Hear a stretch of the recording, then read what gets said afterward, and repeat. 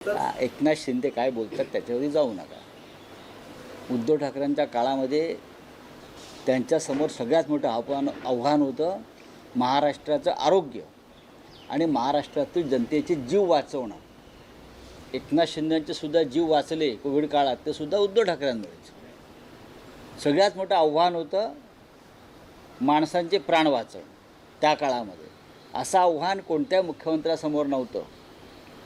बरोबर आहे. हे आव्हान मोठं होतं की झाडं तोडणं, रस्ते बांधणं हे केव्हाही होऊ शकतं, पण लाखो मराठी जनतेचे प्राण वाचवणं हे सगळ्यात मोठं आव्हान उद्धव ठाकरेंसमोर होतं. एकदा एकनाथ शिंदेंनी अयोध्येला जाताना गंगा नदीची पाहणी करावी आणि आसपासच्या लोकांशी बोलावं. तिथे किती हजारो प्रेतं कोविड काळात कशी फेकण्यात आली होती. महाराष्ट्रावरती ही वेळ उद्धव ठाकरे साहेबांनी येऊ दिली नाही. याबद्दल उपमुख्यमंत्र्याने कृतज्ञता व्यक्त केली पाहिजे. खरं म्हणजे राजकीय मतभेद असले तरी मिसिंग लिंक, हा लिंक, तो लिंक सगळं ठीक आहे,